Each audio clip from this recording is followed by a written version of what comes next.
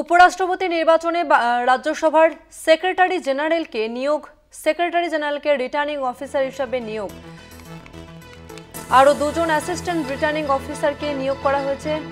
Gazette notification জারি করবে নির্বাচন কমিশন। সেক্রেটারি জেনারেলকে রিটার্নিং অফিসার হিসেবে নিয়োগ কমিশনের। আরও দুজন অ্যাসিস্ট্যান্ট রিটার্নিং অফিসারকে নিয়োগ করা হবে।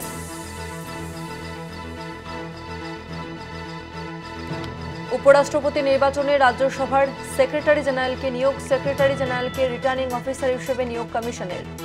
আরও দুজন অ্যাসিস্ট্যান্ট রিটার্নিং অফিসারকে নিয়োগ করা হয়েছে।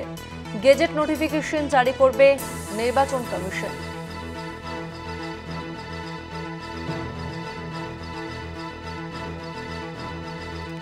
আমরা আরো বিস্তারিত জানবো। আমাদের সঙ্গে ফোন লাইনে রয়েছে প্রতিনিধি সত্যসুন্দর ভট্টাচার্য। সত্যসুন্দর, কি জানা যাচ্ছে? দেখো, দেশের উপরাষ্ট্রপতি নির্বাচনের ক্ষেত্রে রিটার্নিং অফিসার, সেই রিটার্নিং অফিসারকে নিয়োগ করলো নির্বাচন কমিশন। যেটা জানা যাচ্ছে যে রাজ্যসভার সেক্রেটারি জেনারেল যিনি রয়েছেন তাকেই এই 2025-এর যে উপরাষ্ট্রপতি নির্বাচন হতে চলেছে তার রিটার্নিং অফিসারের দায়িত্ব পালন করতে হবে। সাধারণভাবে লোকসভা এবং রাজ্যসভার যারা সেক্রেটারি জেনারেল থাকেন তাদেরকেই কিন্তু অল্টারনেটিভ ভাবে পর্যায়ক্রমে এই দায়িত্ব দেওয়া হয়, রিটার্নিং অফিসারের দায়িত্ব দেওয়া হয়। সেক্ষেত্রে যেহেতু এর আগের উপরাষ্ট্রপতি নির্বাচনের ক্ষেত্রে রিটার্নিং অফিসারের দায়িত্ব সামলেছিলেন লোকসভার সেক্রেটারি জেনারেল, সেক্ষেত্রে এবার রাজ্যসভার সেক্রেটারি জেনারেলকে এই রিটার্নিং অফিসারের দায়িত্ব দেওয়া হলো।